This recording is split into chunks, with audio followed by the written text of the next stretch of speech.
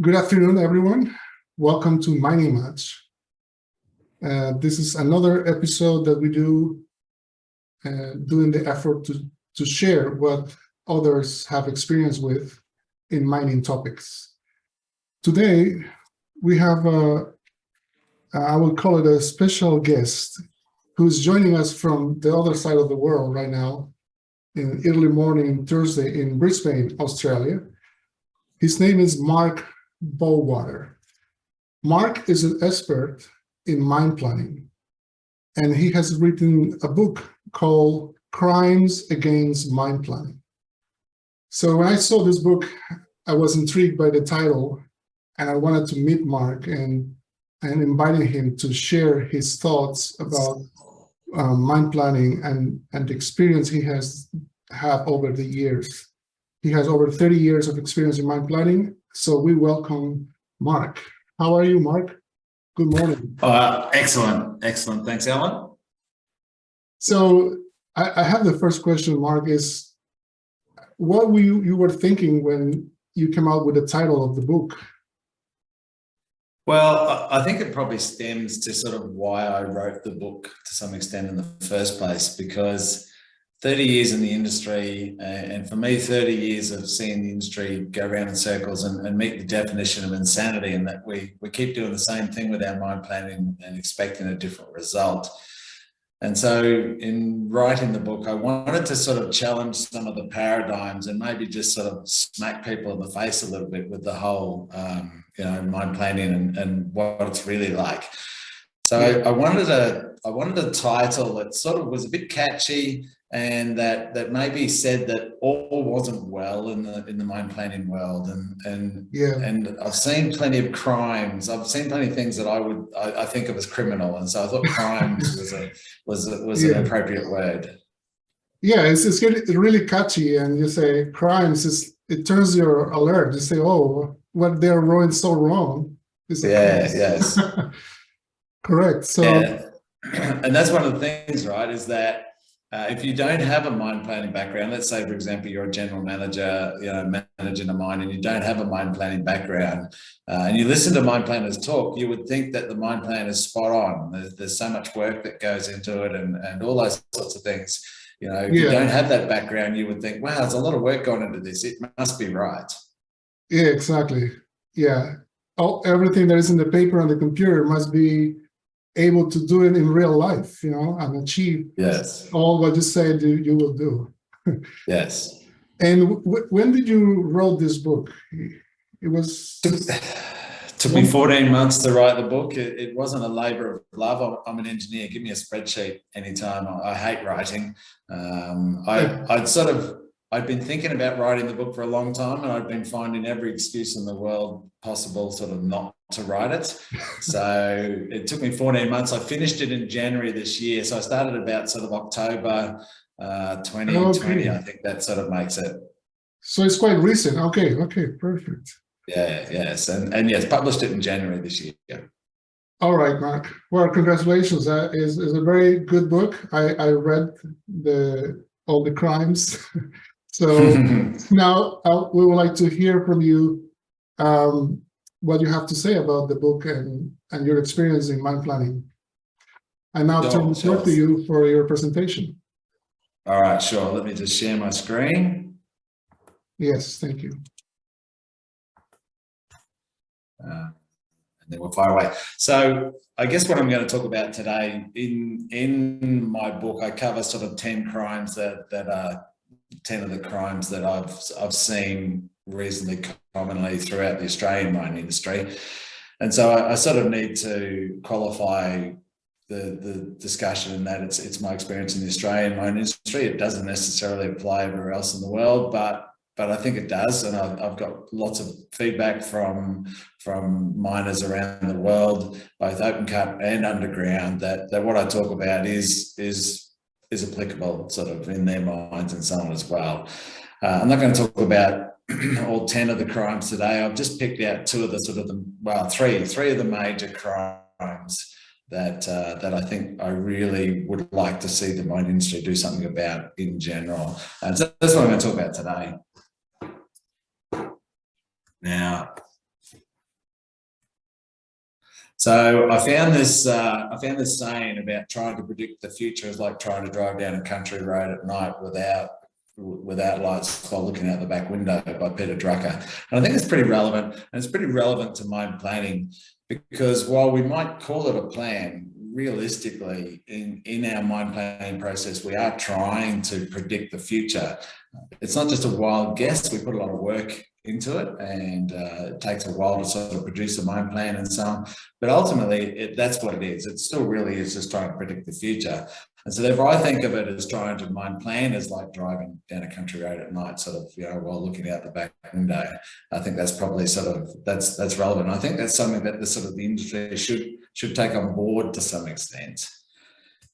And, when I talk about looking out the back window, it's really that, and certainly in Australia, we collect an enormous amount of data from all of the sort of equipment management systems and all the other sources of data that we have these days.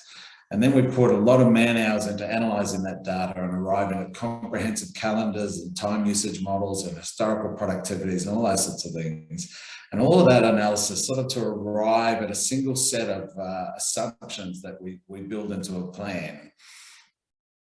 And that all seems, really sort of good in theory. But then you get all these issues, such as we do all of that, and often it's a waste of time because those assumptions aren't ultimately what finish up in the plan.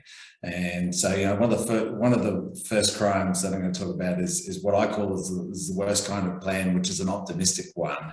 And that's where the planner has started out with a set of assumptions, but somewhere along the way they didn't make it into the final plan. They were overridden at sort of an executive level or something like that. And so, what's wrong with optimistic mine plans? I actually think of them as an insidious disease within the industry. For me, they are the one crime that has gotten worse in my 30 years of mine planning. The amount of stretch and optimism that is built into mine plans now, certainly in Australia, is way more than it was when I started in the industry a long time ago. And I think that, generically mine planners who are on this or watch the recording and so on, they know what I'm talking about, and they've experienced it themselves. And so one of the questions is how we facilitate the change of removing some of the stretch that's built into our mine plans when it's not necessarily us who are choosing to use those assumptions in the first place.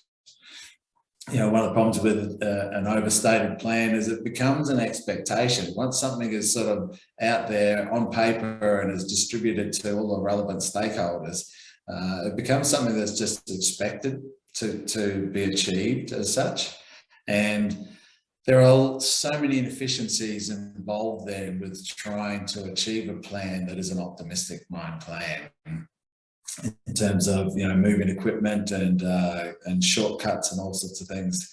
And then one of my biggest issues is that mine plans really are about decisions, and they're about sort of guidance towards making the right decisions in terms of moving equipment, when things have got to happen by, and all those sorts of things. And an optimistic mine plan potentially leads to the wrong decisions, and that's probably one of my primary concerns about optimistic mine plans.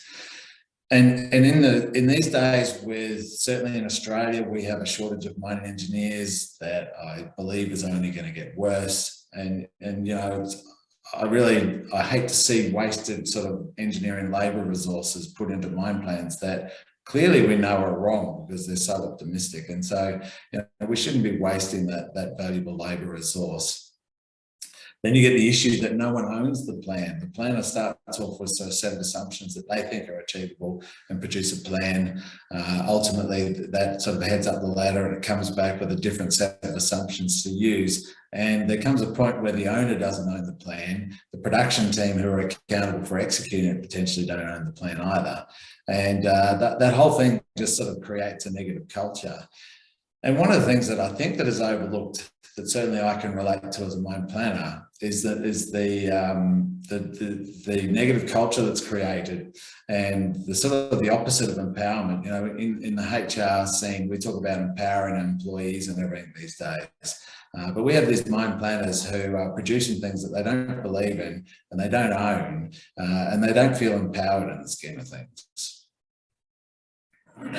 So what are mine plans for? And I think this is where one of the issues lies to some extent, is that we want to build stretch, into our mine plans, because we want it to be a target, sort of a stretch target for production teams to sort of go and achieve and so on. And so that's why we build this stretch into mine plans. But for me, mine plans are not about driving increases in productivity. That's not their primary aim. The primary aim of mine plans is to provide guidance to ensure the correct decisions are made and to provide the information that's required. And so, as I said earlier, optimistic mine plans lead to poor decisions, and they can't be executed. And so I think it's time for me, and this is one of the things that I really sort of want to push out there in the industry, is that it's time to separate benchmarking from mine planning, and let's call them two different things, right? And benchmarking is all about, continuous improvement. And so it is about, setting targets for increases in productivity and all those sorts of things. And so you can still have your sort of your graphs, your charts of how we're going, how is actual going, but instead of being against an optimistic mine plan, it could be against a sort of a set of benchmarking targets instead. And then mine planning is set as for use in efficient, sort of an effective sort of, mining operations as such. And so I really think that we need to separate the two of benchmarking and mine planning. And in that, I just want to sort of put one option out there, which is called reference class forecasting, that I came across. And reference class forecasting is where you use a historical reference class to sort of compare back against. So you're not just doing that basic sort of first principles build up that we do in mine planning, but having completed that first principles, you then go and compare it against previous sort of plans and so on.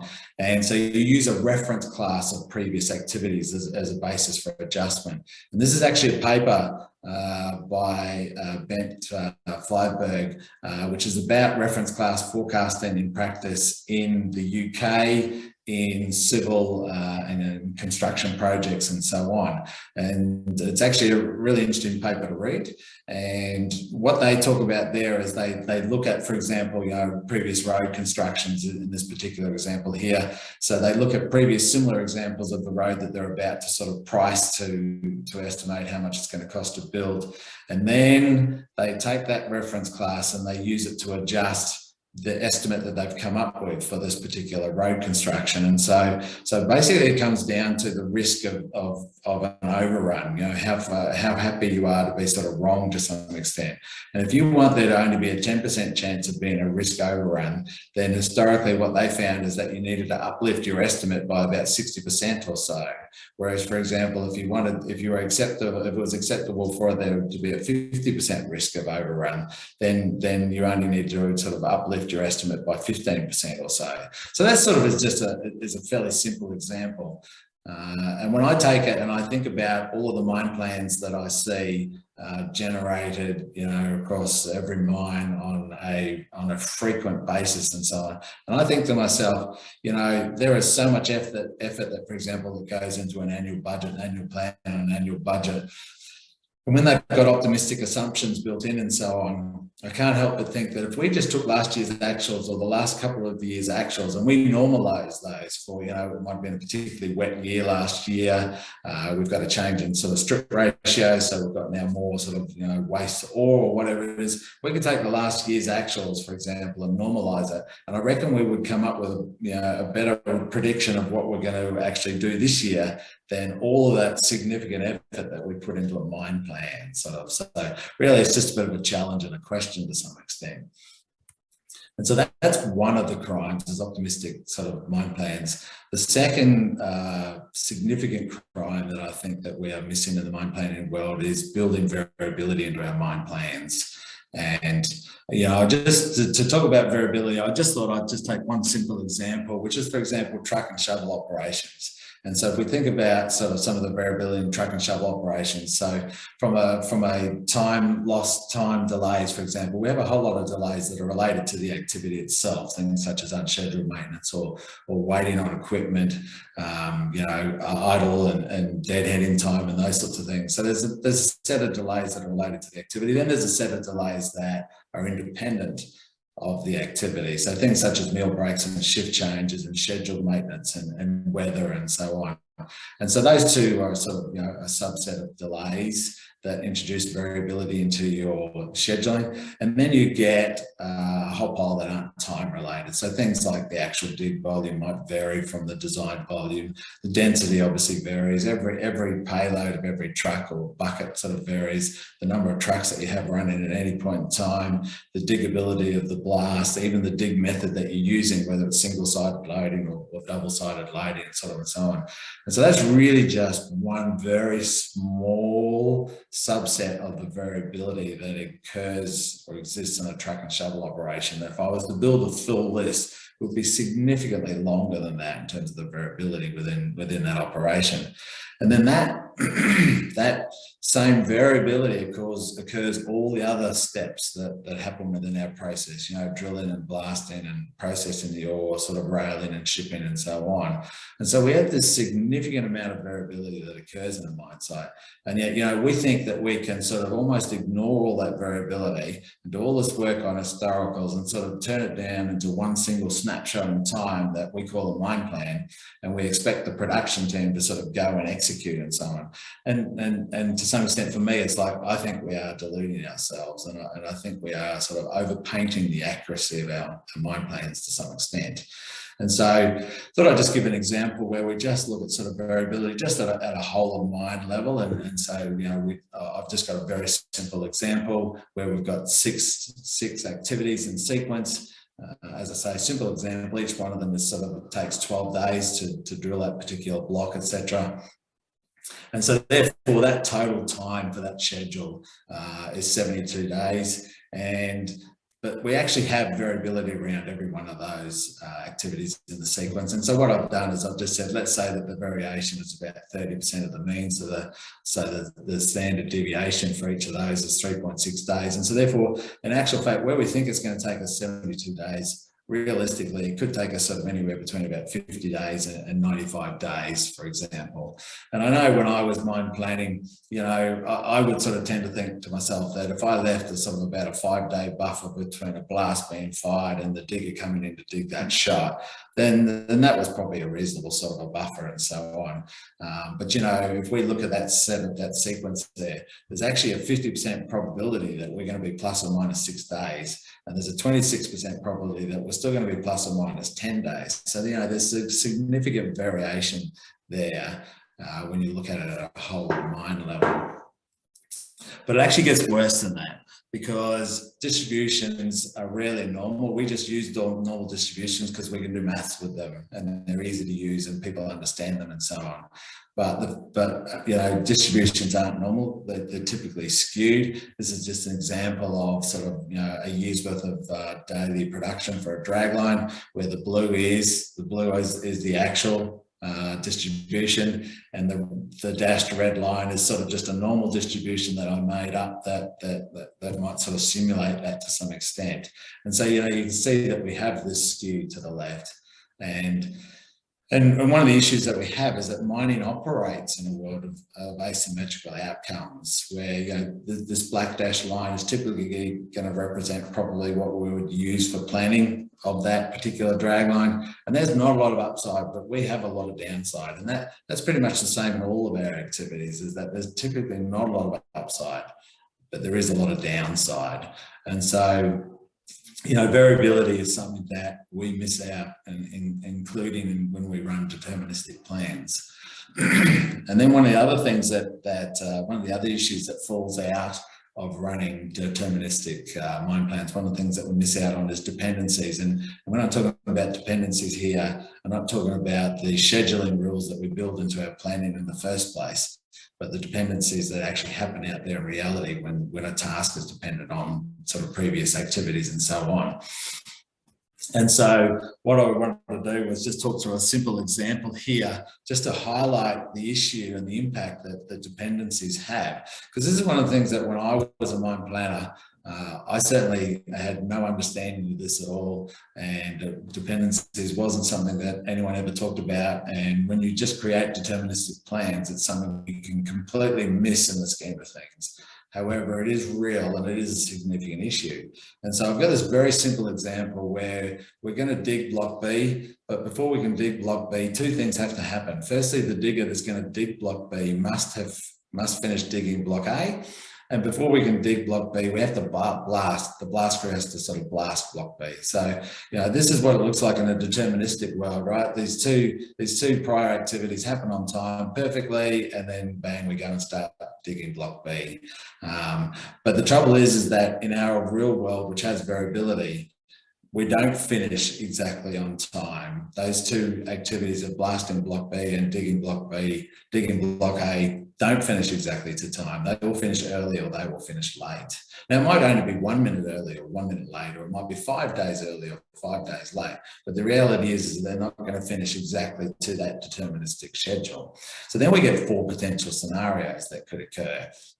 So the first one is that the digger finishes early on block A, but the blast crew is running late and don't get the blast fired in time. And so therefore, the digger starts late on block B. Second scenario that happens is that this time it's the blast crew who's run early and the blast is fired in time, but the digger's running late on block A. And so therefore, again, the digger is late starting block B. Third scenario that happens is that they actually both run late. And so therefore, again, obviously the digger's going to run late starting block B. And then the fourth scenario that happens is that in this scenario, they actually both run early and therefore the digger starts block B early. And so you can see that out of 4 possible scenarios that can happen, in only one of them is the digger actually going to start early. And so therefore, in 75% of the cases, we're actually going to run late. And this is sort of basically, the reason behind the heading. And that what happens is that any losses in activities in terms of time delays, etc., are carried through the system, whereas any gains that we make, certainly when you get 6 activities that happen in sequence, any gains that you make will ultimately be lost somewhere in that sequential mining process that happens. But again, excuse me, it gets worse. In that's if the task was dependent on 2 prior tasks. But what if it was dependent on 3 prior tasks instead? So as well as sort of the digging and the blasting, we had to dig a sump somewhere, or we had to drop a ramp in or something like that. Now suddenly the probability of block B starting early is only 11% instead of 25%. And then that simple analysis was that when we were planning at a P50, so there was a 50% chance of each of them running early or late. But, as I said earlier, our plans always have stretch built into them, so we don't tend to plan at P50. So it's not a 50-50 chance of starting early or late. Maybe it's maybe it's only a 40% chance of starting early. It's a 60% chance of starting late instead. And so, under those assumptions, instead of a 25% chance of starting early, it now only becomes a 16%. And if we're planning at P30 or something instead, it only becomes a 9% sort of. So it gets, our optimistic planning actually makes this scenario worse. Now, what does that all mean in real life? So what I wanted to do then was, I said, I went off and I ran a sort of simulation just to sort of to verify and validate that to some extent. And so again, I used a simple example where we've got 6 steps in sequence. They all take 12 days each. Before one task can happen, there's 2 prior things that need to have happened in terms of the resource being available and the previous activity having been completed. And so then I ran the simulation. And so what happens is that you get the issue where these dependencies cause the slippage in the schedule. So this is the beginning of the schedule here. So we've got these 2 activities. They both have a normal distribution around them, but that whole 25-75 issue results in the completion of the blasting of block C, the second activity in the sequence, typically running about a day and a half late in the scenario where 3.6 days sort of standard deviation. And so what happens then is that slippage actually grows throughout the schedule, where your first activity runs as sort of a day and a half late, and then it grows through to the 6th step in the sequence, actually sort of running 10 days late. And that's a slippage in 10 days and 72 days is a slippage of 14%. And so you get that 10-day slippage after 6 tasks, and you're now only at 2% probability of finishing on time in this scenario. And so what happens then is that the impact of slippage, when we previously just looked at variability just at a whole of mine level, and we had this mean task, mean total time is 72 days, where we're going to potentially vary between sort of 50 and 95 and so on. But that's before we considered slippage. Now, once we throw slippage in, then what happens is that the mean is no longer 72 days. We've had 10 days of slippage. And so our mean is now 82 days instead, with still a variability around that, so we're now typically somewhere between 60 days and 105 or something like that instead. Now, that scenario, that was without inventories. We build inventories in mining. They're fairly common sort of in the industry for a number of reasons. And so I wanted to run some scenarios where that's fine, okay, but let's introduce some inventories. And so I introduced a 5-day buffer. So our equipment, for example, our digger that digs block A is busy. It goes straight to block B and then straight to block C, etc. And that's sort of typically how we set mining up. We set mining up so that equipment keeps working, but that we have a buffer between when that block of waste is moved versus 5 days through to when we sort of start the next step in the process. So I ran that through the same, exactly the same set of parameters in terms of the variability and so on. And we still get slippage and it still grows, but it's not as bad as it was. So instead of being 10 days as it was previously, it's now 4 days instead. And instead of being a 2% probability of finishing on time, we're now a 29% probability of finishing on time. So then I ran that across a number of scenarios where that was the first case we ran with 0 buffers at all, and we're only 2% probability of finishing on time with a 10% schedule slippage. The 5-day scenario where we had 4 days of schedule slippage and a 29% probability of finishing on time. And then I went right out to 13 days of buffers. Now, even at 13 days of buffer, we still had a day of slippage. And so bear in mind that these are 12-day tasks with a 13-day buffer. So the buffer between the tasks is actually longer than it takes to do each of the tasks. But even in that scenario, we still suffered some slippage, and we're still only a 44% probability of finishing on time. So we're still not a 50% probability of finishing on time. And so then I guess just from a summary point of view, sort of where are we at in the scheme of things? And so we're planning with optimistic inputs, and so that we already know our plan is wrong. And we carry out deterministic scheduling rather than probabilistic scheduling. But as planners, we know variability is real. We know it happens out there, so we know that our plan is sort of prone to even further error. And so what do we do to cater for our poor planning practices? And when I say poor planning practices, I'm not actually having to go at mine planners here. We can only work with the tools that we have available, and if we're given a set of assumptions, we have to use those. But as I say, I would still call it poor planning practices in terms of generically. That's what happens throughout the industry. So we do 2 things to cater for those poor practices. The first thing we do is that we build an inventory. And we build it in everywhere, and we build lots of it in. So every step in the sequence has inventory in front of it. And so that's so that hopefully we can keep equipment working. And the other thing that helps to do is it helps to extend what I call the shelf life of the mine plan. So the shelf life of the mine plan, my definition of that is when the plan actually reaches a point where it almost becomes unusable for making decisions and so on. So your real face positions, etc., out there are so far out from your mine plan that you can no longer make decisions on it. And so, building an inventory extends the shelf life of our mine plan, and hopefully means that they last longer before we have to redo a new plan.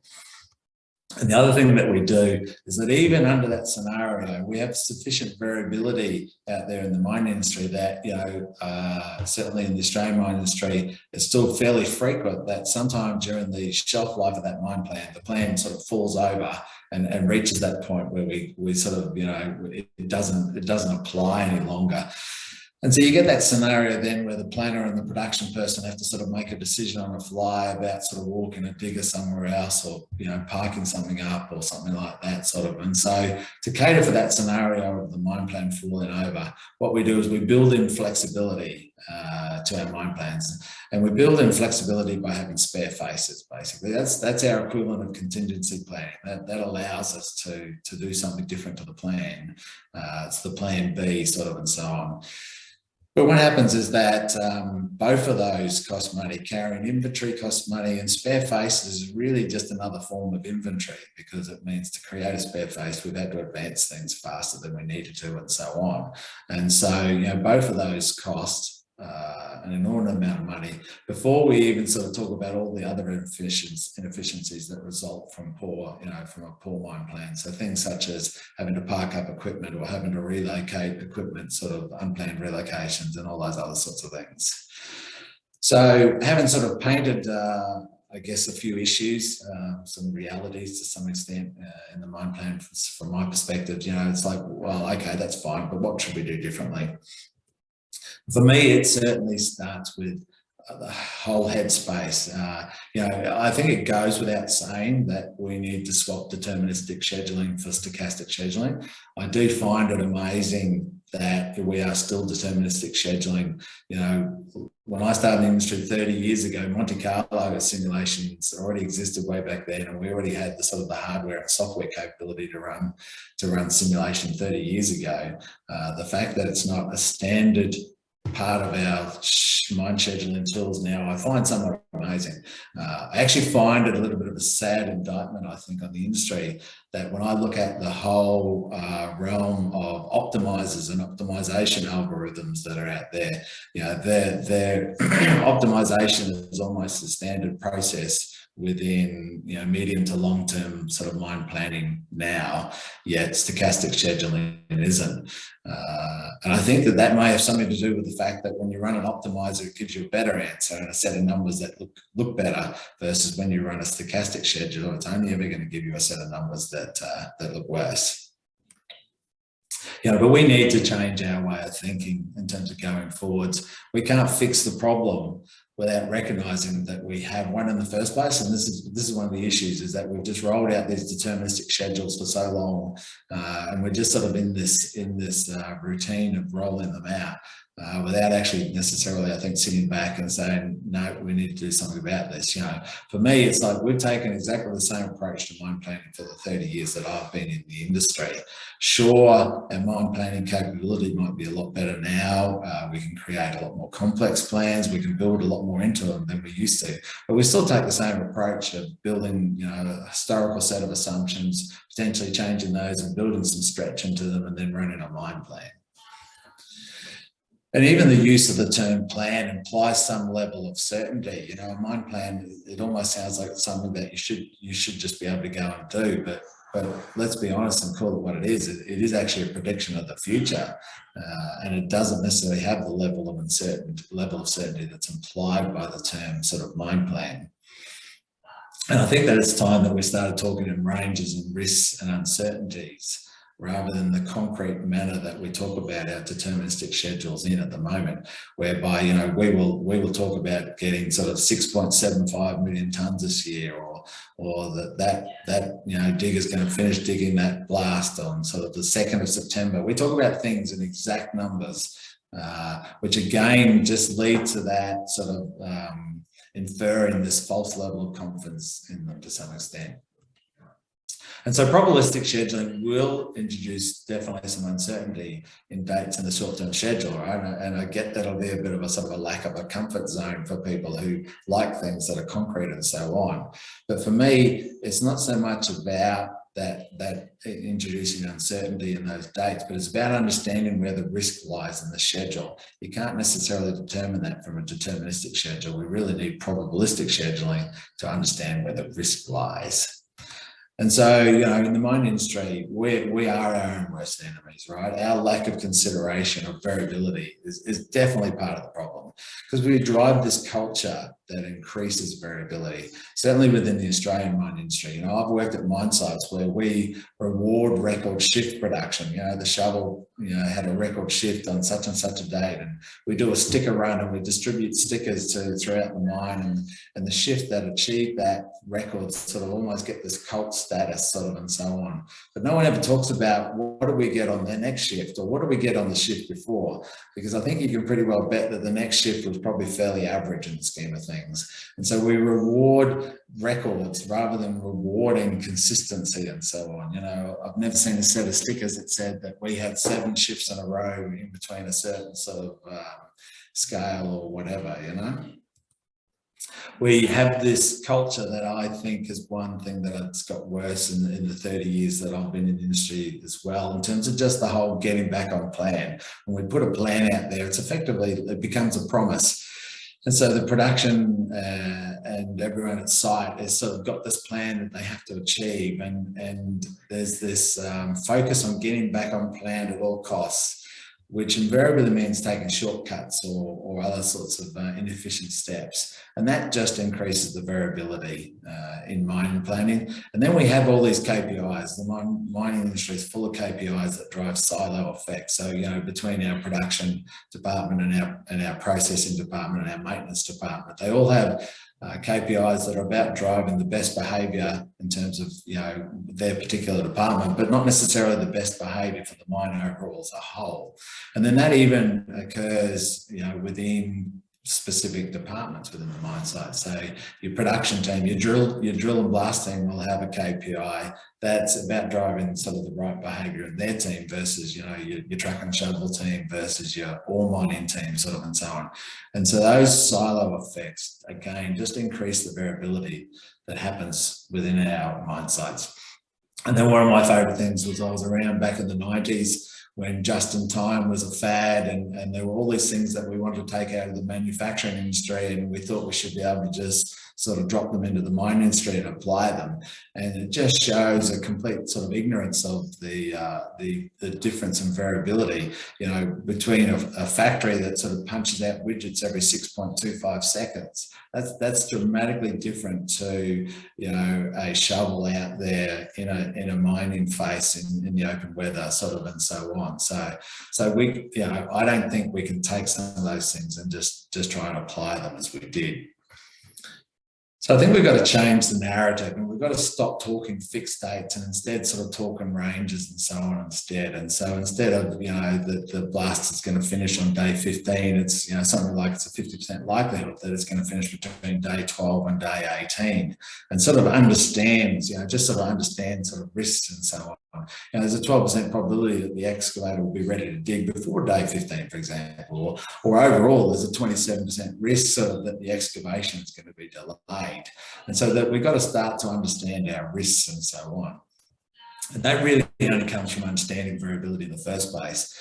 You know, we don't even know the variability across our different tasks in terms of that set of tasks there, and which task has the greatest variability, and what's the impact on the schedule of variability in any one of those sort of activities, and therefore, you know, where should we concentrate our efforts. And being an engineer, you know, I love that saying that you can't improve without measuring first, right? And we do a lot of measuring around just the pure production numbers themselves, and not so much around the trends in those production numbers and variability and so on. And I would like to see us sort of start to shift towards putting some time and focus on variability and improving that instead.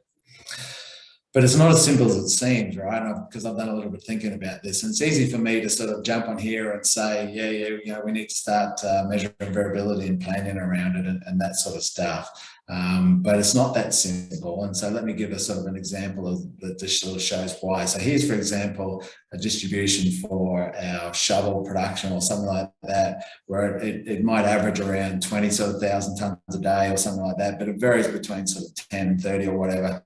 And so we've got a blast out there that's 100,000 tons. In the case where we sort of hit our mean, it's going to take us 5 days to dig that. And that's what we would use in our deterministic schedules.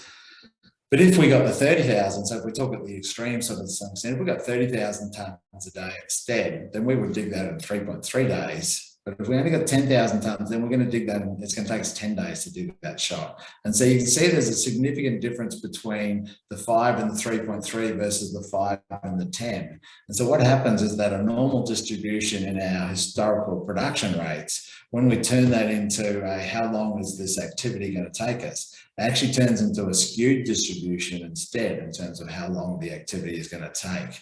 And so, you know, you do get into the whole maths and probability and statistics and so on, because what happens is that, you know, we assume a normal distribution for the historical production rates, but it's not even a normal distribution for that. It's a skewed distribution. And so, you know, it's about 40 years since I did proper stats in maths in high school. And so I've forgotten pretty much all of it. And so I'm by no means the expert here who's going to tell people, you know, exactly how to build variability into the plan.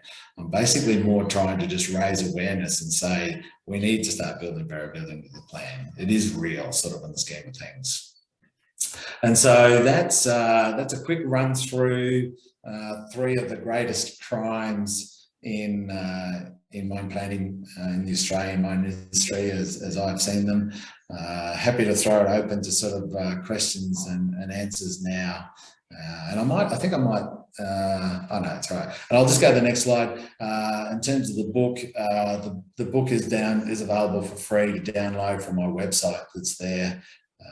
So you can download a free PDF, for example. And if anyone wants to contact me, there's my details and so on.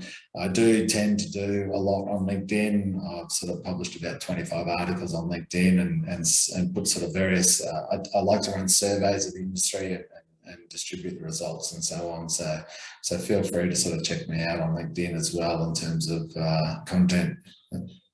But I'll open it up for questions.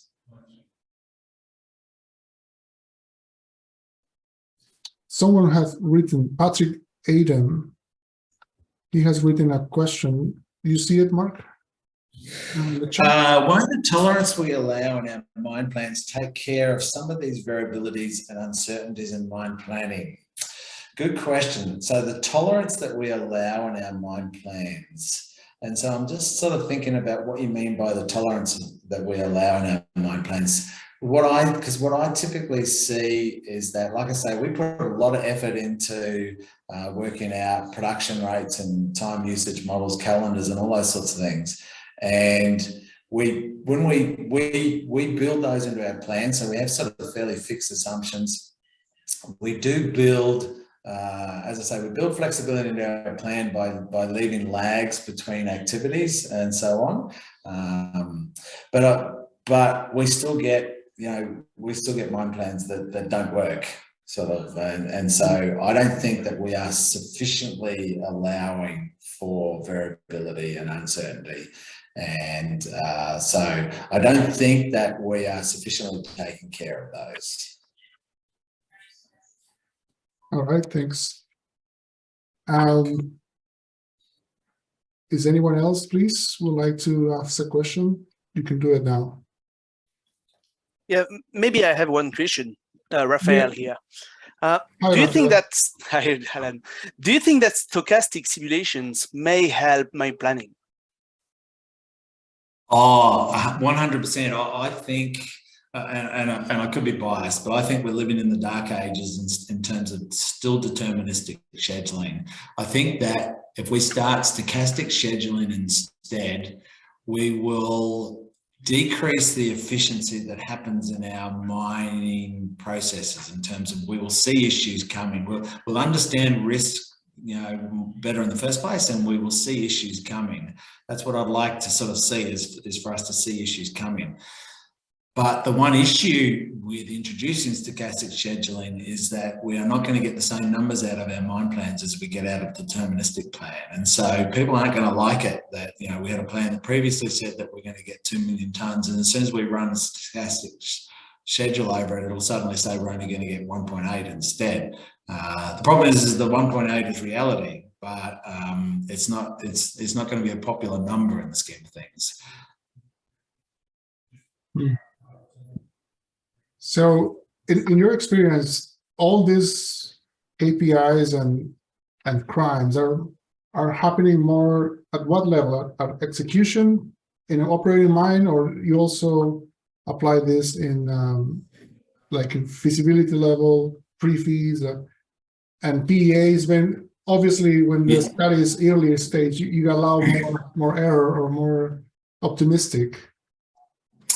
Yes. And so I must admit, when I talk about mine planning, I tend to have a bias where I'm talking about the shorter term planning in terms of weekly out to 12 months maximum. And I have a bias towards that side of mine planning because that's really where the rubber hits the road. I think that's where you make decisions that do cost you money, or improve your profit. And so when I talk about the importance of variability and all those sorts of things, that's in that shorter term planning space. I still think it's important in longer term planning and so on, but not as much. I think that the decisions that you make in the long term space are different to the decisions you make in a short term space, and inaccuracy in your plans to some extent is not so important. Certainly in terms of feasibilities and those sorts of things. I think that there is some caution, obviously, around financial sort of decisions and those sorts of things, but I think I don't think it's as much of an issue as the short-term space, which is really where I'm talking. All right. And when you talk about that we should do a probabilistic approach, what are the best tools that you can recommend to do it? So, like in terms of technology, which is funny, right? Because people do, from what I have seen and heard and found out around the world, is that every now and then people run probabilistic over their mine plans to check something somewhere and so on. But it tends to be more on like a one-off project or study type basis rather than being a standardized part of the process. And that's what I sort of am pushing for, is that it should be a standardized part of sort of, short to medium term schedules, in which case then it has to be built into our mine scheduling software. And I don't know of any mine scheduling software that specifically has that capability built in, other than Primavera 6, which is actually a project management scheduling software instead. I know that that has that stochastic ability built into it, but I want to see our mine scheduling software, because we've got a large range of mine scheduling software options in the industry. I haven't come across any of those yet that actually just have it as a standardized built-in, standardized module, effectively. Yeah. And what about if you can apply machine learning in all of those algorithms to make it more realistic in those planning? Yeah, I agree, because again, that's still really just about building that sort of variability capability into our plans and so on to some extent, isn't it? And for example, we might have an area of the mine that when we look at when we've been to that area the last 5 times, it's always been a low production area because of something. It's it's a tight area to work in, or it's wet or something like that, right? And so why don't we then start to build that into our plans going forward, which is effectively just it's really about using the data that we collect. We collect massive amounts of data and so on, and we use it for production reporting and continuous improvement and so on. But we don't really inject it into our mine planning. Yeah. Maybe I have another one. Sorry. So, like Alan is mentioning, most software are using an optimization algorithm. So because they're trying to optimize everything, are we not condemned for underperformance once we are in operation? Because you can never reach the maximum. You can never be as good as the optimum. You're always going to be underperforming. So so that's I think is a fact. Then in order to achieve our numbers, then you need to be conservative. So using like conservative numbers, and then in some projects may not impact, but on others project, you may kill the value of the project because you using a conservative number that has a huge impact on the project value. So how do you think, where should we put the limit in between like trying to be optimum in the mine planning and trying to be reasonably conservative in the numbers that we use as an input? Yeah, it's a good question, right? Because one of the things that I find most amusing in the scheme of things is why optimize a bad mine plan in the first place? I almost think that's a bit of a joke to some extent. When we take a plan and we put optimistic assumptions into it, and we create this plan, and then we go, oh, let's run an optimizer over this now, right? It's already an optimistic plan in the first place, and then we make it even worse to some extent. And I find that hilarious and sad to some extent, right? And so I really have an issue with running optimizers over what was a bad plan in the first place.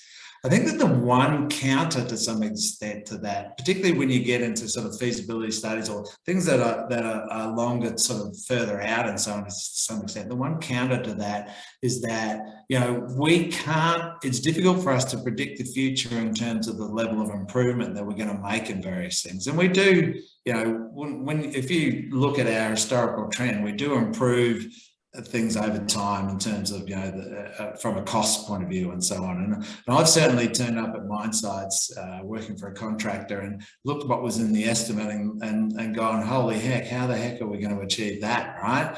But then a couple of years down the track, via various means, we were achieving that sort of. So there's this element of, I understand building you know, increases in. I think what it comes back to is the time frame for those improvements. That's what concerns me to some extent. In that, you know, if it's not far out, I'm not a fan of seeing these, you know, improvements built in without there being a plan for how you're going to actually achieve that improvement. Versus once it's more than a few years out, then it's potentially you are going to get there. Sort of, you don't necessarily have to have a concrete plan. So I think the time frame is important around these things as well. Yeah. To add to what Rafael was saying, so you have to have some sensitivity. I mean, if your project support that to be a bit conservative and still economic, that's a good sign. But if it's very sensitive and it goes negative, then you are in that very difficult situation, and there's pressure from investors or the owner to make optimistic rather than conservative. Yeah, I agree, because it all comes back to risk, right? You know, really, we sort of take mine plans and we use them for lots of things. One of the things that we maybe don't use them enough for is all about the assessing the risk in the first place and then the mitigating the risk sort of afterwards and so on. And so, you know, I've worked at mining companies who, in their investment analysis, have been running ranging and probabilistic sort of analysis for a long time in terms of return on investment and so on. Yet in their mine planning, they don't run that same process. And there will be a set of plans that go into that investment analysis and so on. The plans won't have any ranging around them. However, the financial analysis will. But that financial analysis, the ranging is then, without running real ranging around the mine plan, it's just sort of using the set of assumptions and so on. Right. All right. Anyone else before we get into the end, please? Oh, there you go. Chandra, please go ahead. Yes, thanks. I'd like to ask about what is your suggestion, Mark, to explain to management, because in strategic planning, they'll see the optimistic one and the pessimistic one, right? And sometimes they will ask, why don't you eliminate or fix the variability? That's my first question. So sorry, what the question is around sort of the deterministic versus stochastic, and is it around what mine management sort of prefer to see? Is that what your question is? Yes. Because I thought it is very hard to explain to the management when we are running on a strategic plan and we give them the range of the, how can I say, the range of the plan, and Yes. they'll see the optimistic one, and they also will see the pessimistic one, and that's why they will ask to me, maybe, why don't you eliminate the risk? That's Yes. yeah. Yeah. Yes, and, No. and this is one of the issues that leads to the optimistic plan in the first place, right? Is that you always want the plan that's got the better number in it, and but then that number is not necessarily going to be achieved in the scheme of things. And so it is one of the things, right? You know, from my perspective, is one of the things that I'm thinking about going forwards is that, you know, if I'm the CEO of a mining company and so on, I'm always going to take the plan that gives me the best number. And so how do you you know, get mine management, etc., to understand the risk that's within that plan? And I think that's what it comes back to, is saying, well, that's fine, here's a number, but here's the likelihood of you achieving that number, versus here's a base plan, which may not have as good a number, but here's the likelihood of achieving it. And so I think that in reporting our plans, we've actually got to sort of introduce a risk measure that we report with it at the same time.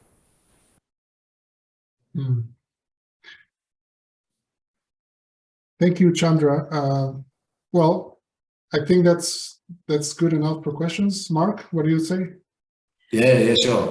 If anyone's you. got anything else they want to discuss with me, they can contact me on LinkedIn. So yes, please. I'm always happy for any mind planning discussion.